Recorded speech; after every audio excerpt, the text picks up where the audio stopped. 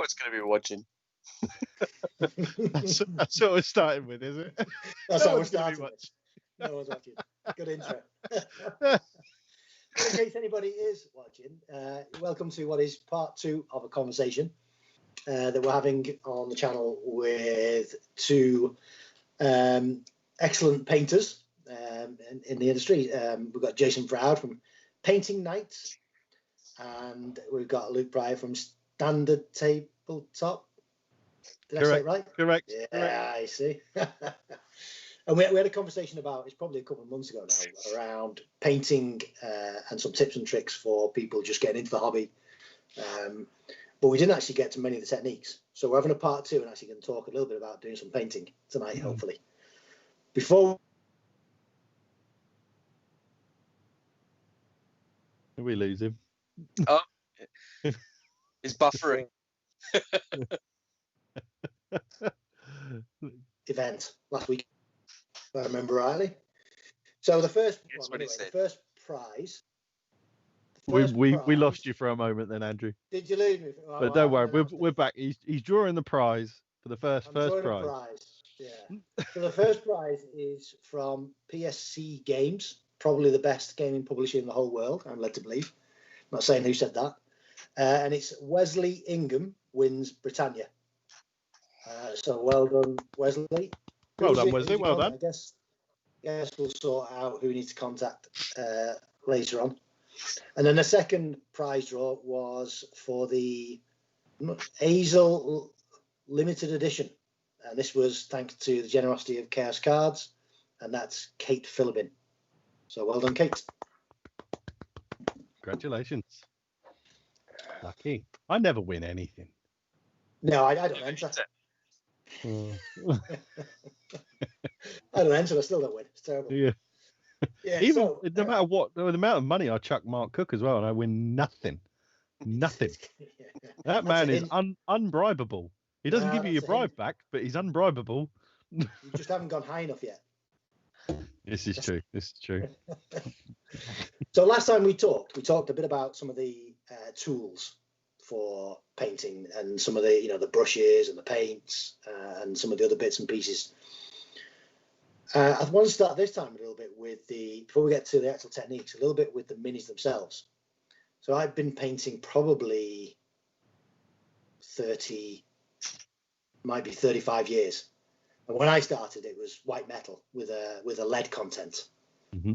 These days, it's mainly plastic or resin, but there are multiple different types. So I don't know, do you guys have any preference? Is there anything that you think needs to be done that people need to be aware of when they're prepping these types of models? I guess it's probably the biggest difference between resin and plastic in board games, isn't it?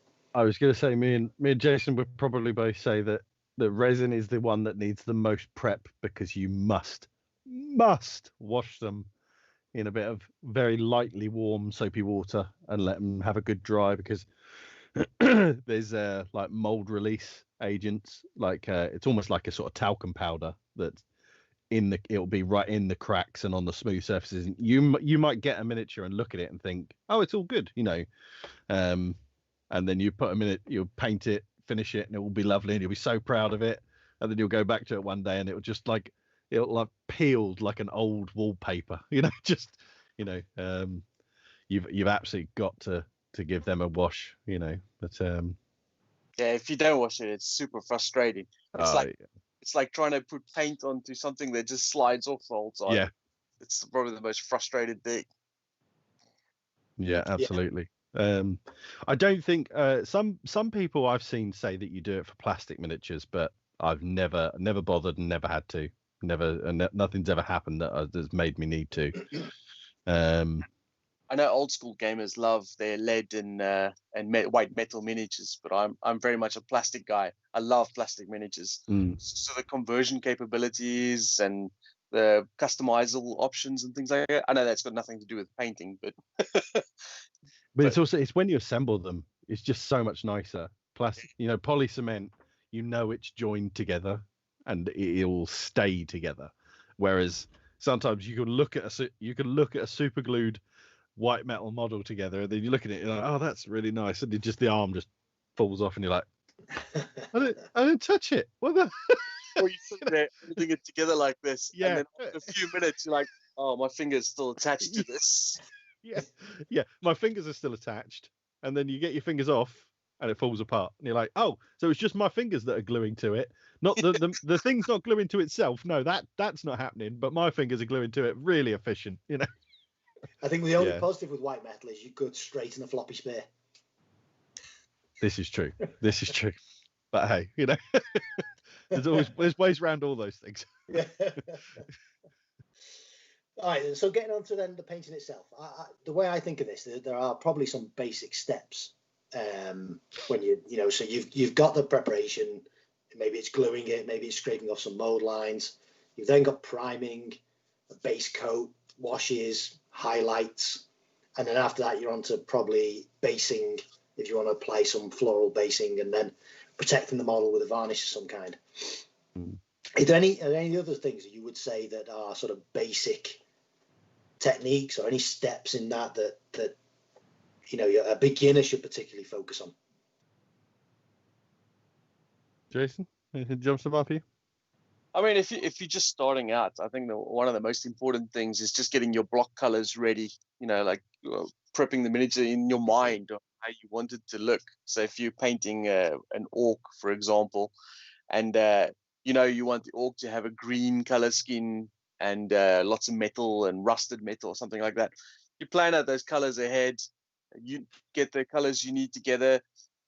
And then once you've base coated the whole model in the right areas, this is how I teach my kids, by the way. Just start getting the color you want on the base level. So I like to say, for example, if you're going to paint dark skin, green skin, you might start with a really dark green and then highlight it up to a lighter green, rather than just starting straight with a light green, because that'll just frustrate you and you'll have to do coat after coat after coat, that sort of thing. So just get the block colors ready, and then once, even if it's not that neat, it doesn't have to be neat, just so long as you get the colors in the right areas. And then once you've washed it, it'll all tie it in together and bring out the highlights, and that's the details and stuff like that. And then once you got to that stage, it's actually a lot easier to finish the model than doing what, like a lot of people like to say, for example, only focus on, I'm just doing the head today, or just the arms, or just the armor, or just the shield. I like to block color the whole model, so I have a good look at how the colors tie together. If something looks out of place, I can change it before I have to mess on something that I've highlighted already, that sort of thing. That's something I've always seen for years, and I never really understood it. You'd see and it would be from like really top class, high quality painters, and they'd be painting some quite nice big model, and it would be primed, and then like the right arm would be absolutely fully painted up to the finest of the top highlights, and I'm like, and then nothing else has been touched yet, and I'm like, I know full well that is a terrible idea for me, because it only takes me to and then I've just smashed a white brush right over the bit that I've just done, and like, and you've done it to completion. It's like I find that a really baffling technique, but I'm sure it obviously makes a lot of sense to whoever does it. But yeah, I'm with Jason there. Just take it stage by stage and just get it. Just try and be like logical with it, and like you said, think ahead and plan. Don't have a real good look at the model first. And sometimes you can look at stuff and you're like, what is that? Is that a bit of his belt? Is that a bit of this, or what? Yeah. And I'm finding that's getting harder as I get older. I tell you what, I find now that we're getting older is some of the new miniatures that people are making through print, like not printing out them, but like they computerize the mold first, then bring it to a 3D sculptor or something like that. The molds get so freaking complicated that you have like a million little things attached to arms and legs, and you're like half the time you're looking at it and you're like, I don't know what the hell I'm looking at. Is this a pouch? What is this? It gets too complicated. I like sometimes just simple models with just simple details. Yeah, I'm with you there. What was the game that came to like Kickstarter recently, and it was the follow-on from a game? Oh, it was the new the new Zombicide. Isn't there a new Zombicide? Am I right in thinking? No, Massive Darkness. Oh yes. And all of the minis in that, I just looked at and I'm like, I'm not even sure what I'm looking at. You know, I'm sure if I saw close-ups and I had them in my hand, I'd probably be a bit more appreciative of them. But 100%. The way they displayed them, I was just like, what is that? What is it? You know, kind of thing. It looked real crazy, and I'm sure it was very good detail and stuff like that. But we're way too busy. And I mean, I wasn't particularly interested in it anyway. But you know, I thought, oh, okay, you know, second edition, that could be quite interesting. Saw the minis, and I was just like, nah. At the so just to say, at the other end of the scale of that is something that Tony just mentioned in the chat, is large surface area models, which can be tricky in their own right, can't they? You know, if you're doing a vehicle or something that's got a large flat panel, actually getting that to look decent, to look not sort of like you can see the brush strokes. Yeah. That can be tricky, can't it? I think it's one where large surface areas certainly teach you how to water your paints properly, because you'll get that nice smooth, you know, flow of the paint and stuff like that. And yeah, you'll notice that quickly. It is a tricky one, and it's more a case of practice makes perfect. I find with that sort of thing, it's something you won't get quite right at first, and then you'll just get better every time. You know, you'll get that. That's a sort of muscle memory, brush control kind of thing. More so. A lot of people will use airbrushes, won't they, for those sort of things? Yeah. I'll tell you, before airbrushes, one of the tricks, I don't know if it's a trick, more of just a technique that I used to like or appreciate when I was doing, like, for example, when you paint Space Marine tanks or something like that, you have a lot of flat, you know, panels, those sort of things. And like you guys were saying, when you add in the detail, you brush stroke after brush. If you rebrush over the same space, you will always make a brush stroke. So it's like when you're doing a stroke across like that, as soon as you rebrush over the same place before it's dry, it immediately makes a strain. Yeah. What I used to like doing, I don't know if people would appreciate it, but it's like I used to dry brush the flat panels. Yeah. A very light dry brush, and it gave it a interesting texture, and then maybe do a very thin down wash over the top of that, and had a really interesting look. And it took minutes, as opposed to having to you know, rebrush every single stroke over and over and over on a flat panel, which was boring as hell. I've got a load of Wild West buildings, which essentially are large boxes for the most part, you know, with window frames and door frames. And I did it almost exactly the same as you're saying. But one of my friends, when he saw them, he said, "Oh, how did you get the sides good? Because you can't see the brush strokes and everything." And I described it as the opposite of what you said, but aggressive dry brushing. So I got a brush that I really didn't care about anymore, and I really pushed it into it, because you can only do it obviously on something that you know is going to be able to take it. You know, there's no little bits that can snap off or anything like that.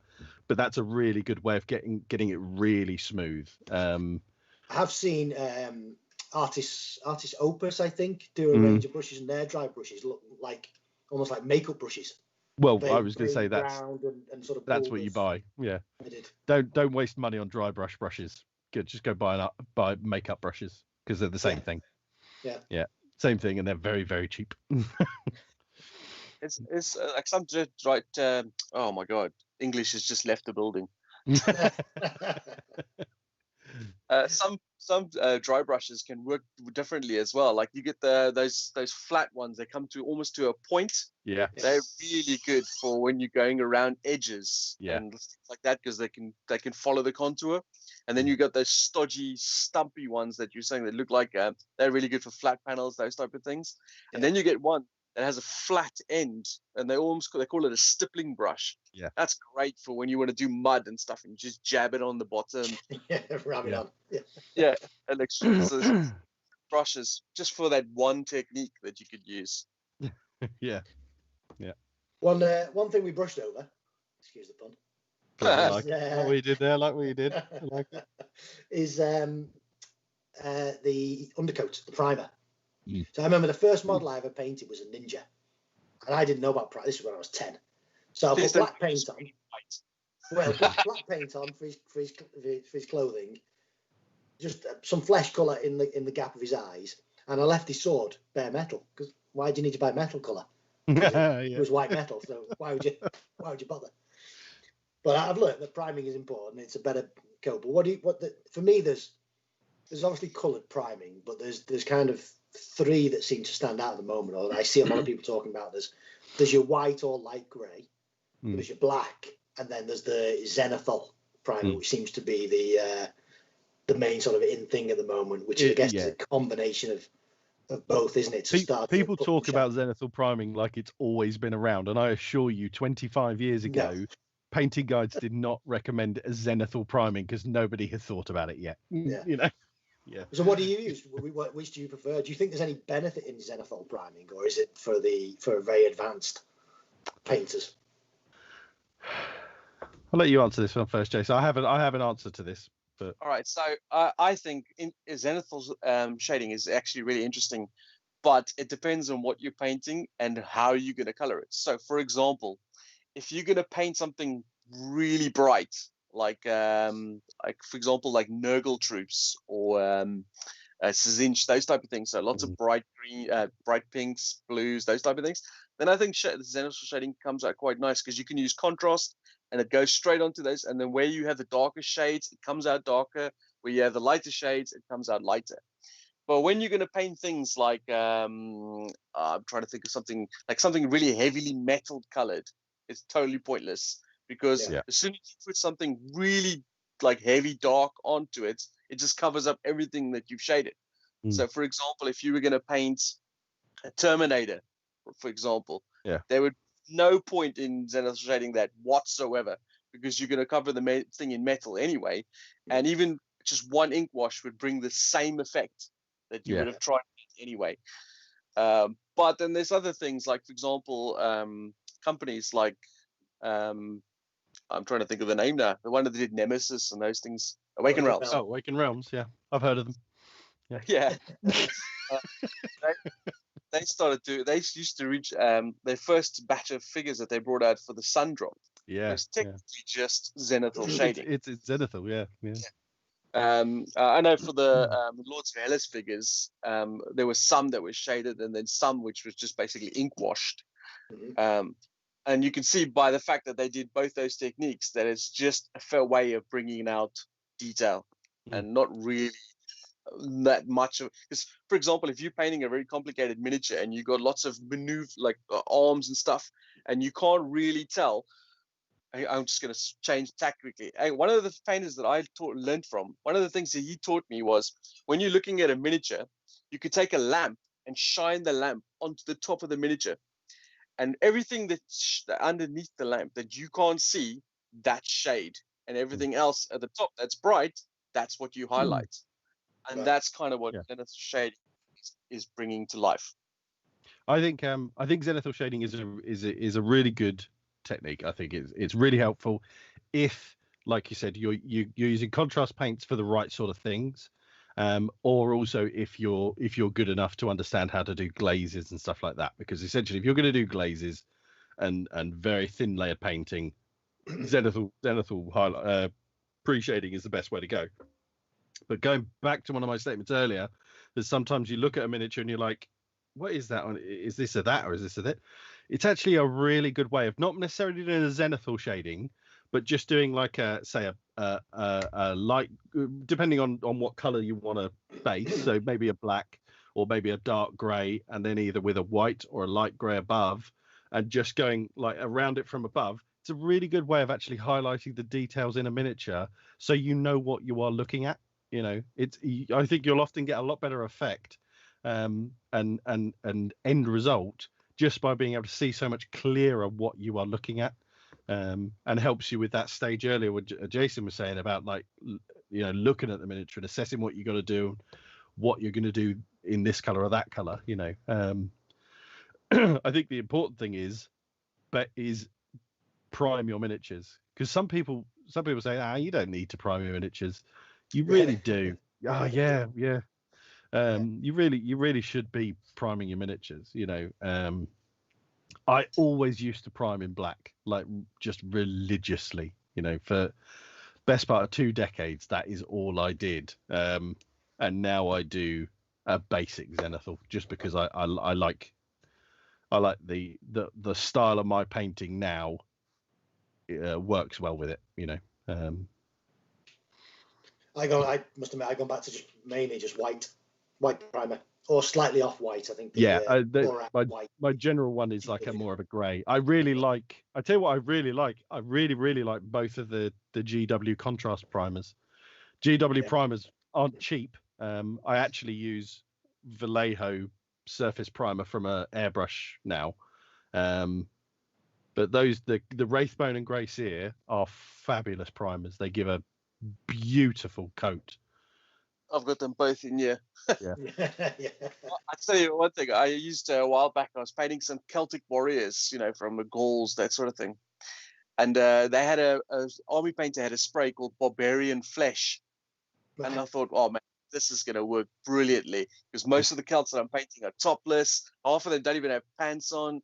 You know, it's like this is brilliant. Let's spray them all this color, some wash, some highlights. It's done. And I sprayed this Barbarian Flesh, and it was awful. Awful. I was so miffed. It was like they made them in this sort of mustardy, horrible flesh color, which they strip. Wasted hours of time just for this stupid spray. So yeah, I just stick with the plain greys and whites and blacks. That's it. Nothing else fancy anymore.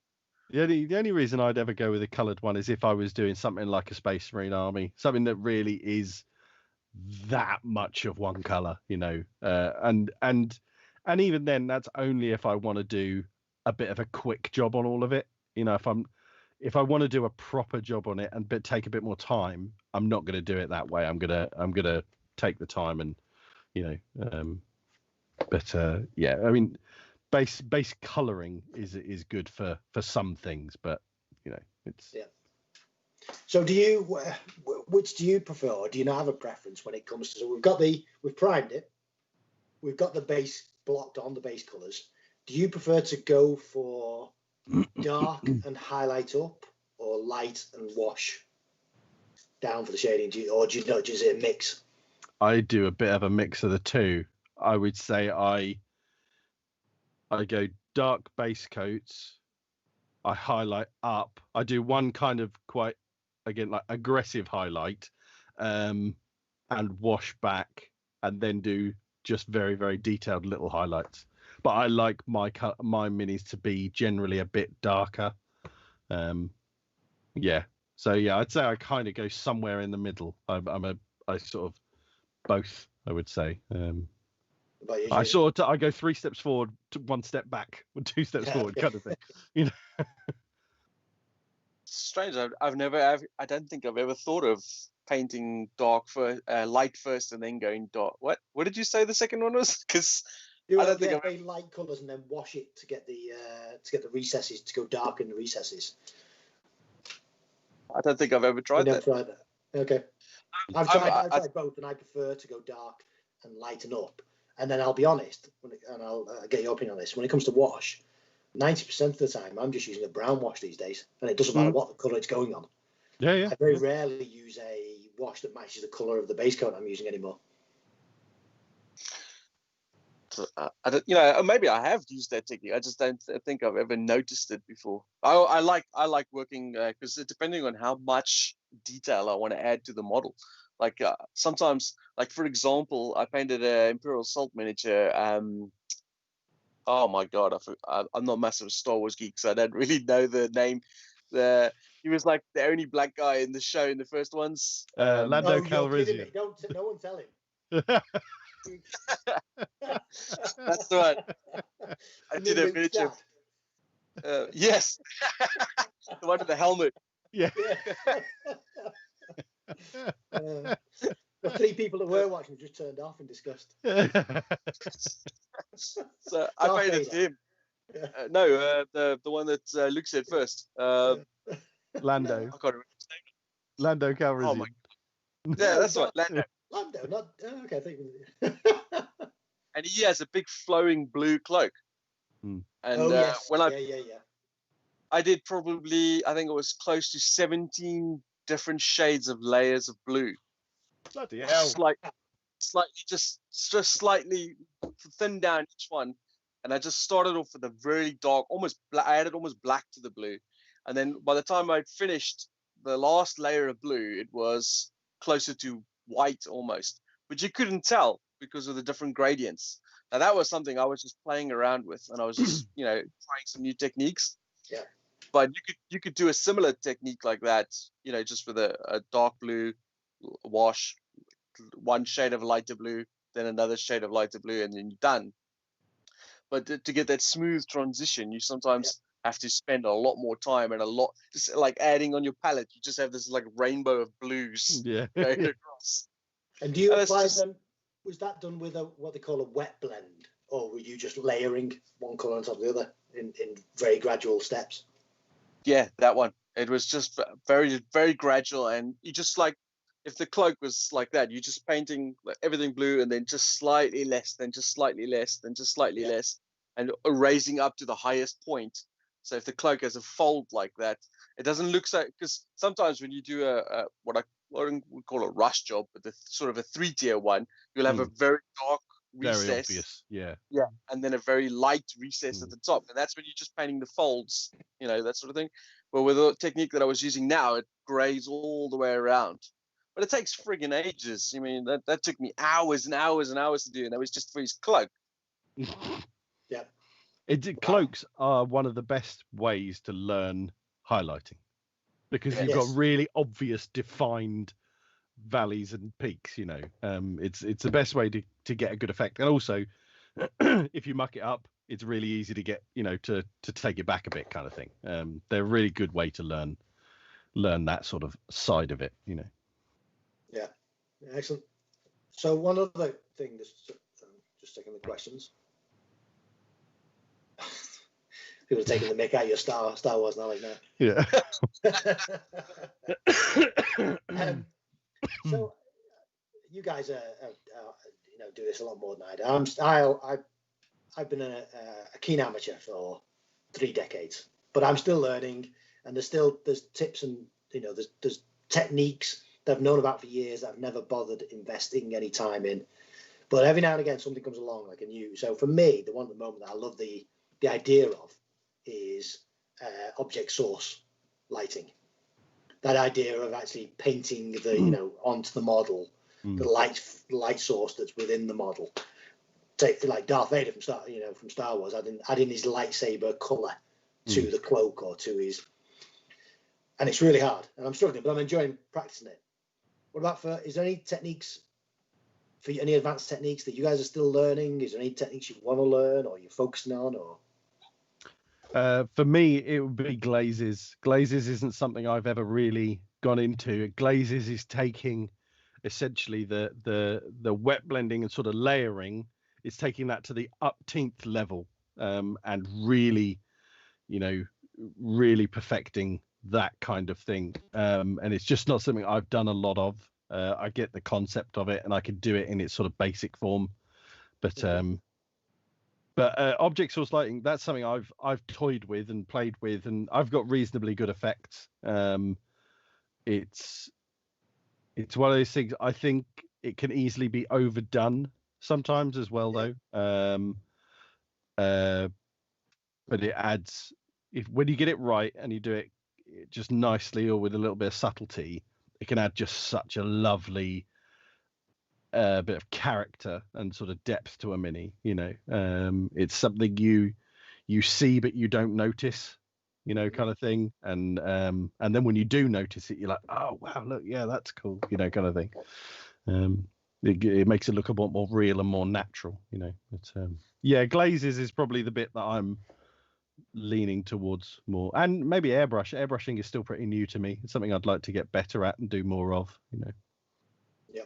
What about yourself, Jason? Anything you're learning? Or you mastered it all now?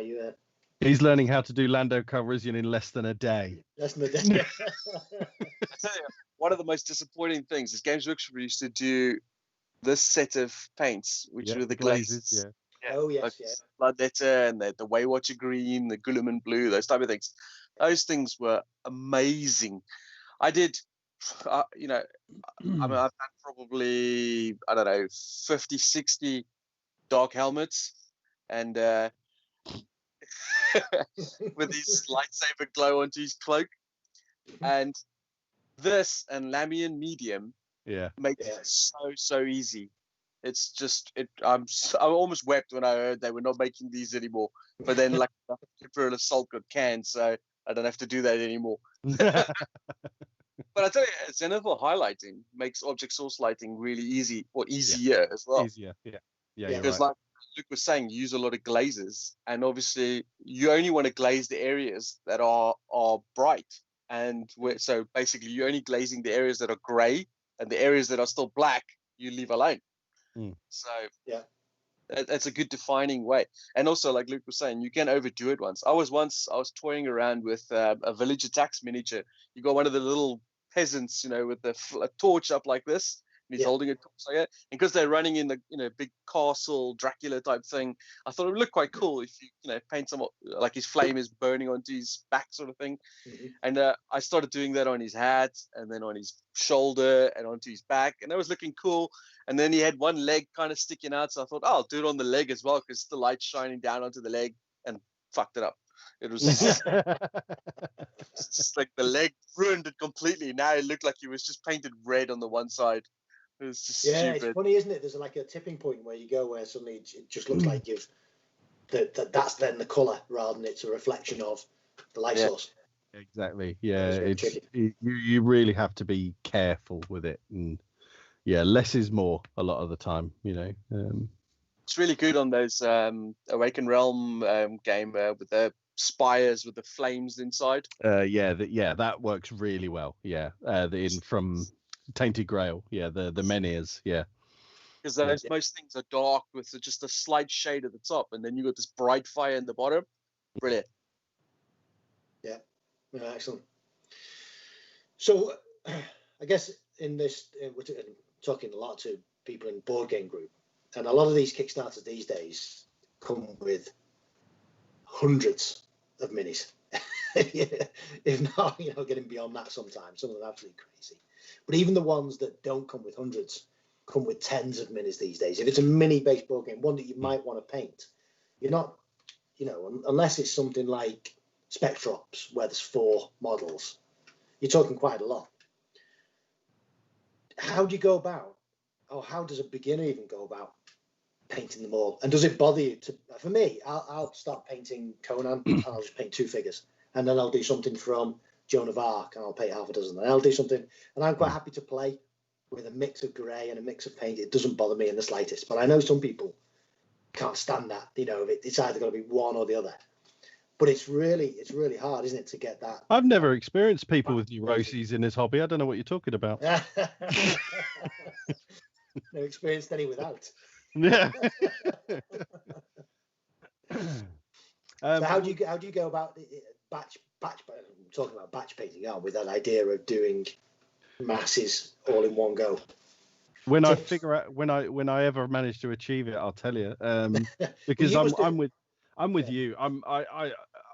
I have a big board game collection because I like variety, and it's exactly the same. Like, I'm working through all my mythic battles, but not solidly. I'll do some mythic battles, then I'll go and paint some of my black sail ships, and then I'll go and paint some of this, then I'll go back to my mythic battles, and I have no issue with that. But what I do certainly if I come across a game that is fully painted, I really appreciate it, and I think, wow, that looks absolutely banging. But I don't think they need painting.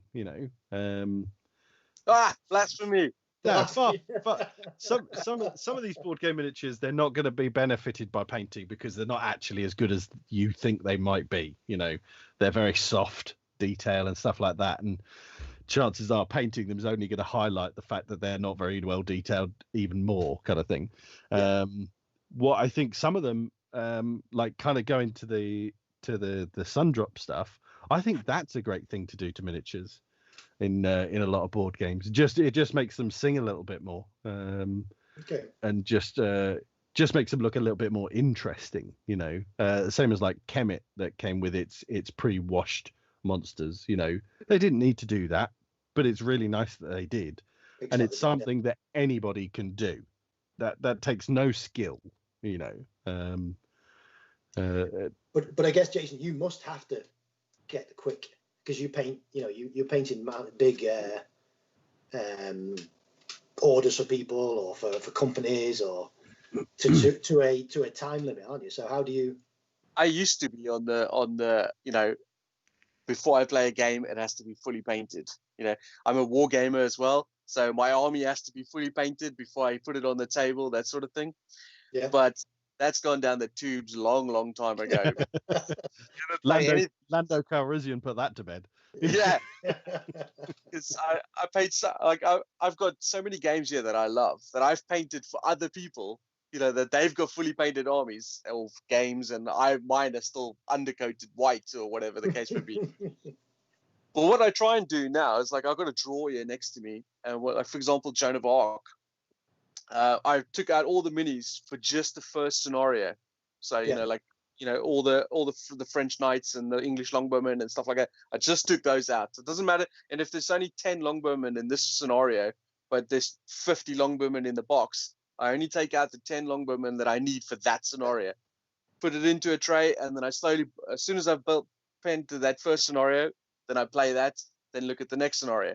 And it's kind of like a step-by-step guide. So, you know, by the time I get to the building an army. Yeah, it's the same as like you starting off painting your starter force and then painting stuff as you add them into the army. Yeah, it's a good way of doing it. And by the time you get to the third or fourth scenario, it's like, oh, I need 50 longbowmen. Well, for the first two scenarios, I had all those longbowmen painted, so now I don't need to paint that. I just need to paint the few extra bits that I need for that scenario. Makes it so much easier. I know.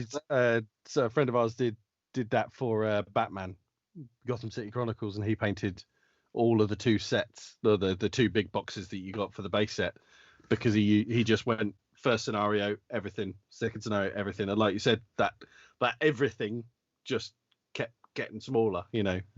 Yeah, it's a great way of doing it. Yeah, unfortunately, there's very few games I have that will apply. Well, if I remember Joan of Arc right, I think there is a massive step up between scenario 1 and scenario 2. I think you've got to.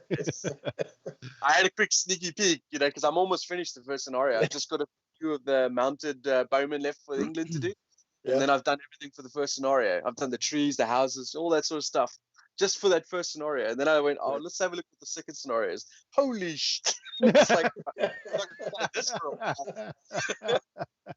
Yeah, I noticed that myself. I had a similar sort of idea, but I went by the wayside. Okay, I think we've covered most of the topics I wanted to cover. I'll tell you, there is one. Just to go back to that point, Andy, and if any wargamers are watching as well, the same sort of principle can apply. That one of the things I always find the most daunting is that if you come like with Batman, if you spray and build all the miniatures and have them all out in front of you, it'll be so imposing that you sometimes feel like, you know, I'm never going to get through this. I'll just leave it for now, that sort of thing. But if you only have the 20 or so miniatures that you have for that first scenario or your first unit for your army, that sort of thing, it's so much more easier to complete. Buy stuff in small chunks. Put things away. Yeah, put them away and have bits in front of you. That is absolutely a great bit of advice. Yeah. Because you'll just look at it and you'll be like, where do I start? And even when you're doing it and when you have started, you'll just look at, and every now and then you'll look at the rest of it like, oh, God. Yeah. You know? And you finish like a unit or a couple of guys, you're like, oh, I'm so proud of this. And then you look over and you go, oh, shit, I've got so much to do. Demoralizing. Yeah, you just stop, don't you? And then go and buy some more models. Yeah. Yeah. Cheer yourself up. Or get someone else to do it. Yes. Yeah. Well, there we go. Yeah. We allow plugs. One technique that does interest me that we haven't talked about, I want to get your thoughts on, is the non-metallic metal. That was a big fad, I think, a little bit before Zenithal and OSL, wasn't it? Everyone, all the pressure, we're always talking about this non-metallic metal has been like the thing to aspire to. You know, using metallics was for beginners. Thoughts on that? Is it something you should aim at? Does it add value? Apologies, my puppy's playing up. I'm pretty confident that, Jason, you can do proper non-metallic metal painting. Would I be right? I can do it, but I don't. It's too much time. Jesus, it takes forever to do. It has a great effect. I'll tell you that much. Yeah. Like for example, just gold. You could use 2 layers of metal gold and it's done, or you could do 20 layers of brown and yellow to get to gold. Yeah. And the difference between the two look amazing, but oh my god, my customers already think I'd take too long to paint. Imagine if I did it non-metallic. Jesus. I subscribe to the fact that I don't actually particularly like metallic paints. Okay. I don't do non-metallic metals, as in I don't do all of what a very high level painter would call non-metallic metals. But like a lot of things, like something that's supposed to be silver, I'll actually probably do quite a light grey, just because of the style of my painting. I think it there's a thing with a lot of metallics where the pigment isn't actually ground fine enough, and I look at it and I'm like, it doesn't look metal. It looks like it's got silver paint on it, and in my mind I don't think it works. So I often use like a light grey or something like that, or like a wash, like a black wash over a grey paint to get a silver, just because in my style of painting it looks a bit better, I think. I kind of subscribe to the same sort of theory in that I don't like the silver look that metals give you. So what I do is I saw Andy painted up something from Lord of the Rings a while back, and I really like the metal look on that. And what I do is there's a grey for contrast. I can't remember what it's called now. Maybe basilicum grey or something like that. Grey, yeah, that's what I use. Yeah, I use that over a lead belcher, and maybe 2 layers of that over it. So it almost goes black, but you still have that sheen of the metal coming through. And then a very, very, very thin highlights on just certain points of a plate mail color. Just like, where the light hits the top of the shoulder or something like that. Yeah, that's the sort of thing I'll do. Yeah, I'll do just a little bit of edges of it, just to show a little bit of sheen and stuff. There's one thing I've done in my mythic battles, because I want that real old gold, that kind of fantasy gold that is bright, really, really bright, kind of looks like the idol that Indiana Jones would steal from a temple. I kind of just stumbled across it. I use the contrast, not the Yandin yellow, the other one. It's a darker yellow. So I use that, and then there's Games Workshop do some dry paints, which I didn't even know about until I found one on my shelf, which I didn't even know I'd bought, and I still don't know when or where I bought it from. But I had a Sigmarite dry, which is essentially that very, very, very, very bright gold, and it's like it looks like a paint that's dried out. If it was a normal paint, you'd have chucked it in the bin because you wouldn't save it. But then I use that to do a dry brush over the top of I can't remember what that yellow is called. It's driving me up the wall. The darker yellow in the contrast, and it gives a beautiful, like, buffed gold look to the top of it, and I think that works great. Best gold I ever had was a Citadel one from about 20 years ago, and it's called burnished gold. Yeah, that's a nice one as well. And it was, and I think I've still got some somewhere in a pot, and it's still good because Citadel pots back then didn't dry out. Yeah, I've just not found consistent company that makes a metallic that I really like. Even Vallejo metallics I'm not a big fan of, despite how much I like their general paint range. Yeah, it just doesn't. I have a certain technique that I use for gold. I just use it for everything that I paint gold, and it's nothing fancy. It's just I like the look of it, so I do all no matter what gold I'm doing. It's a Retributor gold, Franklin flesh wash, and then a shining gold highlight, and then a shining gold mithril mix to the final. Okay, yeah. For the Reichland, do you use like the a gloss? polished gloss? Do you use the Reichland gloss shade, or do you use just the Reichland normal? Just the normal.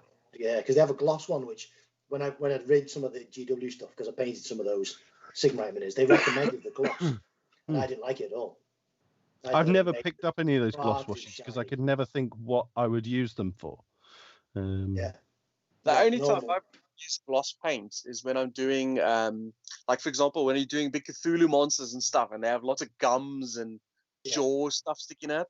You paint it purple, then use a bit of flesh color, then you add it to those glums, and it looks like saliva. Yeah, I think I use the gloss, and maybe this is one we finish on. To add that sort of feature, I quite often use the hard coat, or the gloss varnish. So I guess that's one thing we should. Naz drag yellow. That's the one I was trying to think of. Okay. What do you do? How do you protect your miniatures? How do you ensure that the paint lasts? Being thrown back in the box a couple of times. I don't.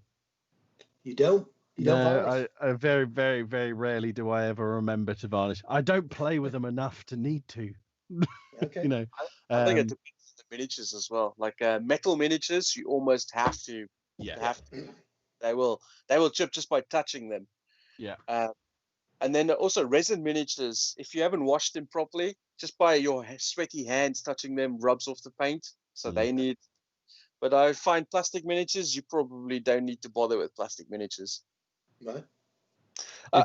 When I do it, I use a matte varnish, and I use like 2 or 3 layers because I can't stand.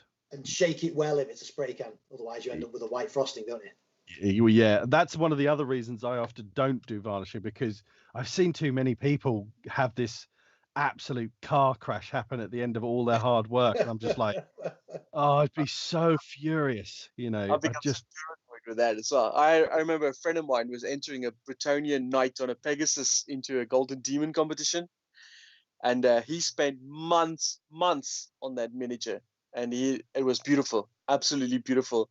And on the final day, he held it up in his hand like that, and he wanted to do a quick varnish just from a distance, and he picked up the wrong turn and sprayed it white. No! Oh no! So now, even today, even though I'm reading the can in my hand and I look at it, it says Matt Varnish, I still spray it on the floor first just to make sure. They say men shouldn't cry, but I would cry like a baby if I did that to something like, especially if it was a Golden Demon entry. He threw the miniature away. Just went, fuck this. Yeah, I think I would have. I don't think I could have looked at it anymore. Yeah. Yeah. Is there any final points then we want to leave people with? Any and I guess also a plug for both of your various sites and things. Want to leave off with that as well, where people can find your work or engage you in the hobby. I'll go to you first, Jason. Sorry, what were I doing again? Well, if you've any final tips, and then B, where can people either get in touch with you or see your work or commission you for things? How should they do that? I think for final tips, I mean, if think of painting your miniatures as more of a relaxation hobby rather than needing to get it as brilliantly as you can get it from the go. The more you paint, the more you practice, the more techniques you try, the more videos you watch guys showing how to do painting tips, the better you'll get. And it'll get to the point where something that takes you 6-7 hours will take you 2-3 hours. So just chill out, relax. Don't worry about it too much. Don't stress about it. It's if you're not selling the miniatures, then who cares what they look like? It's your miniatures. So just have fun with it. Mm-hmm. For my stuff, I have a Facebook page called Painting Nights. We put all our work up there. We have an Instagram page, Painting Nights as well. Both Carla and I, my other half, we both do painting full time. So we always have tons and tons and tons of miniatures coming up there on a regular basis. Some really interesting looking ones, some not so interesting. But yeah, so you can all see that. And then I have a couple of YouTube channels as well, Gaming Nights and Battle Nights. Battle Nights is my war game channel where we do battle reports and hobby updates, things like that. And then Gaming Nights is my board game YouTube channel where we put up playthroughs of games and stuff like that. And does that still involve Martin Cubley, also from the group? Is he still involved in your? I know you did some of the early ones, didn't he? Still. Yeah, well, the problem is with lockdown, I haven't done a lot with that channel because obviously we can't have a lot of people over. Yeah. So it's kind of slowed down a bit there. But with the other channel, I've been more busy with the lockdown. I've been more busy on that channel because I can paint and do miniatures without having to be anyone around me. Yeah. Excellent. And then I'll hand over to Luke in a second, but I was asked a question by Graham's middle child if I played Pokemon. I don't actually. I don't play any collectible card games. Played Magic years ago, but never Pokemon. There you go, Graham. Luke, what about yourself? Any final tips, and then where can people? My final tip would be prime base color wash. Start there, and you'll be fine. It's a great place to start. It'll get you going. And washes are essentially liquid talent. You know, they'll sort out any little overpaints here and there and stuff like that. And yeah, like Jason said, just don't stress over it. You know, don't be like, you know, the golfer on a Sunday afternoon who's trying to be Tiger Woods, you know, kind of thing. You know, you're not going to start off out the gate like that, and just take your time, enjoy it, relax, and you will get better. You know, if you just keep, you know, trying new things and just getting the muscle memory and the brush techniques, and you'll get better at it. As for me, you can find me at Standard Tabletop on YouTube. I do some live painting streams where I paint and chat with the people that are paint in the chat. And you find I've got a Facebook group, Standard Tabletop, and Instagram Standard_Tabletop. And yeah, that's me. Apologies, sorry, my daughter was just dropping off some cans of beer for me. Turn them away. I've just got enough bullets. How many cans of beer does the puppy drink? So great. So thank you very much for doing this. Thanks, guys. I enjoy the conversation. Don't know Pleasure. Whether who else are watching, but it's certainly I've learned some stuff, and always good to talk to you. So I don't know if Mark's still there in the background, if he wants to close us out with anything.